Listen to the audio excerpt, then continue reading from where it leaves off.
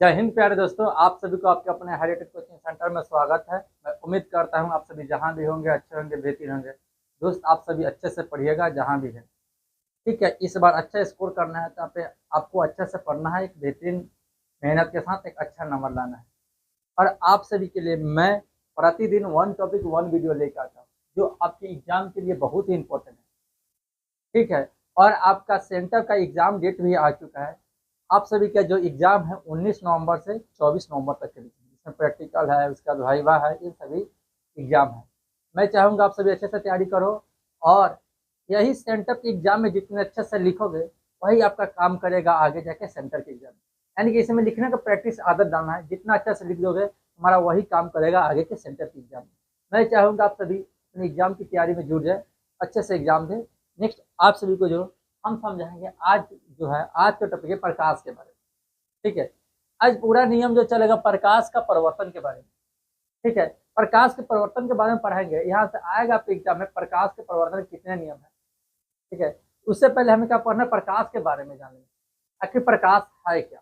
ठीक है, तो यहाँ ध्यान देना, प्रकाश के बारे में पूछे कोई तो प्रकाश क्या है, यह एक ऊर्जा का रूप है। इसकी उपस्थिति हम किसी वस्तु को देख पाते हैं, यह ध्यान रखना। प्रकाश एक ऊर्जा का रूप है, इसकी उपस्थिति में हम किसी वस्तु को देख पाते हैं। देखो यहाँ लिखा हुआ जो प्रकाश, लाइट लिखा हुआ है, लाइट के बारे में जो लिखा हुआ है यह क्या प्रकाश है। यह सब देखो यहाँ लिखा है, यह ऊर्जा का रूप है, इसकी उपस्थिति हम किसी वस्तु को देख पाते हैं। ठीक है, समझने का प्रयास करना। और घर में तुम हो, घर वो अंधेरा है, यहाँ लाइट नहीं है, हम कहाँ कोई वस्तु देख पाते हैं। रात में कोई वस्तु देख पाते हैं, दिखता है, बहुत कम दिखता है। ठीक है, जहाँ वहाँ प्रकाश ला दें तो वस्तु दिख पाता है। तो प्रकाश क्या है, वह कारक है जिसके कारण हम वस्तु को देख पाते हैं। प्रकाश एक ऊर्जा का रूप है जिसके कारण हम किसी वस्तु को देख पाते हैं। देखो सौर ऊर्जा जो होता है, सौर ऊर्जा, सौर सेल जो होता है, तो सौर का ऊर्जा को क्या करता है, विद्युत ऊर्जा बदल देता है। वहां भी तक ऊर्जा हो रहा है, ऊर्जा का रूपांतरण हो रहा है। प्रकाश संश्लेषण की प्रक्रिया के समय तो होता है, सूर्य की प्रकाश ऊर्जा को रासायनिक ऊर्जा में बदलता है। यह समझना, अच्छे समझने का प्रयास करना। जितना भी लिखाएंगे सभी सिंपल तरीके से बोलेंगे, और जो भी इंपॉर्टेंट पॉइंट है सब दिखाई देगा लिखा हुआ। ठीक है, तो अब समझ लेना है ऊर्जा का रूप है। आगे देखना, प्रकाश की चाल पूछ सकता है। प्रकाश जानते हो, प्रकाश वह निर्वात में सबसे ज्यादा चलता है, और निर्वात का ही मान लिखा हुआ प्रकाश यहाँ लिखा, देखिए यहाँ लिखा प्रकाश निर्वात में चाल होता है ना 3×10⁸ मीटर पर सेकेंड होता है चाल। ठीक है, और विभिन्न माध्यम में इसका चाल हर एक जगह पे बदलते रहता है। जैसे यहाँ लिखा है देखो, विभिन्न माध्यम में चाल। सर्वाधिक निर्वात को हटा दिया जाए तो ठोस द्रव गैस में देखा जाए माध्यम में, तो ठोस में क्या होगा। देखो यहाँ जो लिखा वहां पर थोड़ा सा इसको ऐसा लिखना, यह गलत लिखा हुआ है, तो इसको ऐसे लिख देना, यहाँ से ऐसे। विभिन्न माध्यम में प्रकाश की चाल सबसे ज्यादा जो चाल होगा ना, निर्वात को हटा दे तब जाके गैस में, तब द्रव में, तब ठोस में। ठीक है, इस बात को ध्यान रखें। इसके जो हम इधर में लिखे थे, जो यहाँ पे ठोस लिखे थे, फिर यहाँ द्रव लिखे थे, फिर यहाँ गैस लिखे थे, या किसका है, तरंग दैर्घ्य का चाल, तरंग की चाल होता है। और इसी पर यहाँ जो लिखा है, यहाँ जो लिखा है गैस, द्रव, ठोस, यह क्या है, यह हम प्रकाश की सर्वाधिक चाल प्रकाश जो निर्वात में। ठीक है, उसका विभिन्न माध्यम प्रकाश की चाल जो होता है गैस में, द्रव में, ठोस में। इसके बाद जो प्रकाश जो है एक तरंग है, यह तरंग है, और यह किस तरीके से गमन करते हैं वह भी बताना। एक सीधी रेखा में गमन करते हैं। कुछ देर गमन के बारे में, गमन, गमन, या गमन तो यह एक सीधी रेखा में, सीधी रेखा में गमन करती है, गमन करती है। अरे नोट कर लेना, प्रकाश एक सीधी रेखा में गमन करते हैं, इसे भी काम करना। ठीक है, नोट कर लेना।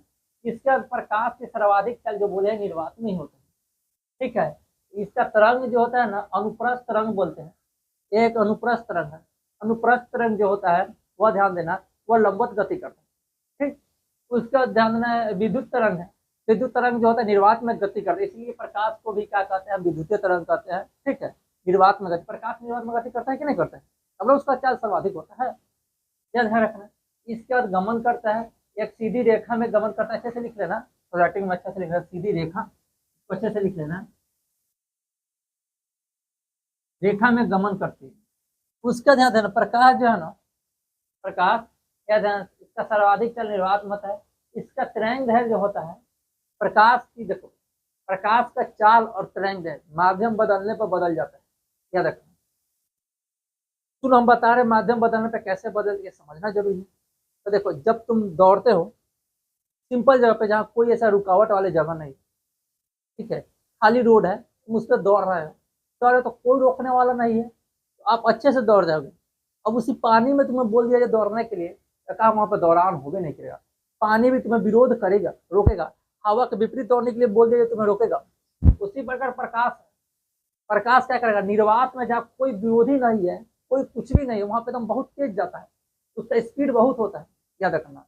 और वही का होगा उल्टा समझ लो, वही हम जल में भेज दिए तो जल में का उसका चाल ऑटोमेटिक क्या होगा, धीमा हो जाएगा।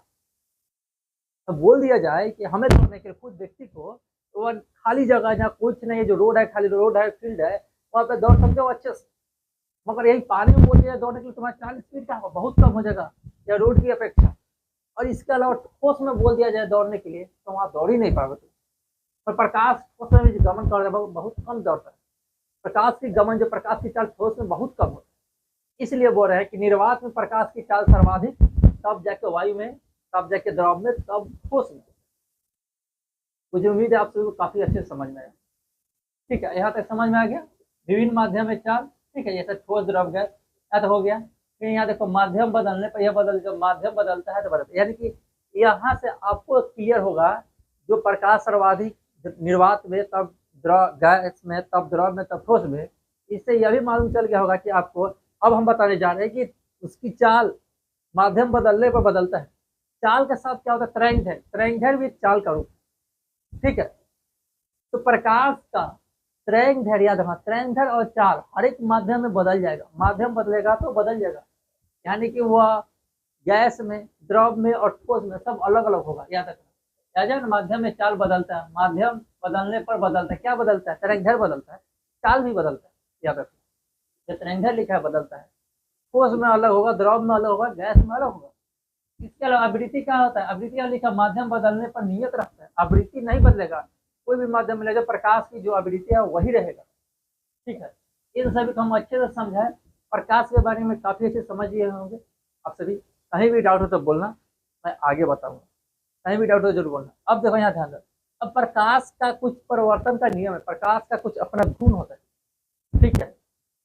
प्रकाश की इस कैटेगरी का है, मैंने उससे हम गुण समझेंगे, प्रकाश के क्या गुण है, तो इसका क्या नियम हुआ जानते हैं। देखो, प्रकाश जो है ना, कोई भी एक चिकनी सतह ले लेते हैं, जैसे ऐनक ले लो, तुम लोग बचपन में किए होगे, ऐनक लेकर प्रकाश के साथ उसको आंख पर किसी को चमकाना, एक काम किया होगा, ठीक है। उस आंख में चमका तो प्रकाश जिस माध्यम से आता है, प्रकाश वैसी माध्यम वापस लौट जाता है, जिस एंगल से आएगा उस एंगल से लौट जाएगा। देखो यार पता है, ठीक है, यह आ रहा है तो इसे लिखे आपतित किरण, आ रहा है। और यहाँ चिकनी सतह जिसे हम दर्पण बोलते हैं, तो कुछ भी ऐसा बोल दो, दर्पण बोलो तो जो भी बोल सकते हो, यह आ रहा है प्रकाश, फिर यहाँ टकराया, फिर वापस चल गया, इसे क्या बोलते हैं, परावर्तित किरण, आपतित किरण और परावर्तित किरण। यानी कि यहाँ लिखा है, यह किसी चिकनी सतह से टकरा कर वापस उसी माध्यम में लौट जाता है, प्रकाश का यह गुण है, जिस एंगल से आता है उसी एंगल से टकरा कर लौट जाता है, ठीक है, ध्यान रखना। इसके बाद आगे चलता है, प्रकाश का परिवर्तन का एक नियम है। कौन कौन से नियम, दो नियम है। एक देखो यहाँ लिखा, एक लिखा आपतित किरण, यानी आ रहा है आपतित किरण, तथा परिवर्तित किरण जा रहा है परावर्तित किरण। और यहाँ देखो आपतित किरण तथा परिवर्तित किरण और आपतन बिंदु पर खींचा गया लंब, आपतित किरण, परिवर्तित किरण और आपतन बिंदु लिखा है ना, आपतन बिंदु, यहाँ आपतन बिंदु लिखा हुआ पर खींचा गया लंब, या लंब, इसे अभिलंब बोलते हैं, अभिलंब, तीनों एक ही तल में होते हैं, एक ही तल में, तीनों एक ही तल में, यह पहला नियम, ठीक है। इसके बाद हम दूसरा नियम को चलते हैं। देखो यहाँ जो है ना, यह एंगल बना है, जिस एंगल से आ रहा है उसी एंगल से वापस लौट जाएगा, इसमें जिस माध्यम में किसी एंगल से आ रहा है, जिस एंगल से आएगा उसी एंगल से लौट जाएगा। अब आते हैं, इसका दूसरा नियम है जो आपतन कोण तथा परिवर्तन कोण बराबर है, जितना एंगल से आएगा उतना ही एंगल से लौटेगा, ऑटोमेटिक है, जितना एंगल से आ रहा है उतना एंगल से लौटेगा, यानी कि 50 से आ रहा है तो 50 से लौटेगा, 20 से आ रहा है तो 20 से लौटेगा, 60 से आ रहा है तो 60 से लौटेगा, जिस एंगल के मान से आएगा उसी एंगल के मान से लौट जाएगा। तो यह लौटने की घटना जो होता है, यह हमारा बराबर होता है, यानी कि यहाँ लिखा आपतन कोण। देखो आपतन कोण किसके साथ बनाएगा, आपतित किरण और अभिलंब के साथ आपतन कोण बनाएगा। देखो यहाँ आपतन कोण जो लिखा हुआ है, आपतित किरण और अभिलंब के साथ आपतन कोण बनाएगा। देखो परावर्तन कोण, जो अविलंब तथा परिवर्तित किरण के साथ बनाते परिवर्तन दोनों आपस में बराबर होते हैं। ठीक है, तो मैं उम्मीद करता हूँ आप सभी समझे होंगे। और आपके लिए कुछ इंपॉर्टेंट क्वेश्चन दे रहे हैं, वो आपको लिखना है। आपको कमेंट बॉक्स में लिख के बताना होगा जो हम पूछ रहे हैं। ठीक है, किरण पुंज किसे कहते हैं वह बताना आप सभी। किरण पुंज किसे कहते हैं एक दिन लिख के बताना। किरण पुंज किसे कहते हैं, एक और क्वेश्चन लिख लेना, इसके बारे में बताना है। दूसरा क्वेश्चन, प्रतिबिंब किसे कहते हैं। प्रतिबिंब, ये अभी तक क्वेश्चन आपको लोग को लिख के बताना है किसे कहते हैं, यह बताना। देखते हैं कौन कौन किरण पुंज और प्रतिबिंब के बारे में बता रहे हैं। देखो कुछ हम लेके आ रहे हैं, कुछ आप सभी समझो कि आप सभी वहां से लिख कर दोगे तो दोनों तरीके से तैयारी हो जाती है, बेस तैयार हो जाता है। मैं जो लिखवा रहा हूँ, जो यहाँ से लिख के दे रहा हूँ, आपके एग्जाम के लिए वेस्ट होगा, वह एग्जाम के लिए आएगा। तुम लोग को बस अच्छा से नोट्स कर देना, अच्छे से समझ जाना है। कहीं भी डाउट हो तो आपको कमेंट बॉक्स में लिख देना हमें यह डाउट है। और जो टॉपिक का मन है वह टॉपिक का कमेंट बॉक्स में जरूर बोलना, उस टॉपिक पर ज़्यादा प्रयास करिए वीडियो बनाने में। अगर जो टॉपिक डाउट है, बायोलॉजी का, फिजिक्स का, केमिस्ट्री का, जहाँ से भी जो चीज़ का डाउट है वो जरूर पूछिए। आज इतना ही रखते हैं, तब तक आप सभी जहाँ भी रहिएगा अच्छे से मन लगा के पढ़िएगा, तैयारी कीजिएगा, क्योंकि अब की बार अच्छा नंबर लाना है तो हमें मेहनत भी अच्छा तरीके से करना चाहिए। जो जितना मेहनत करता है वो इतना अच्छा ही नंबर लाता है।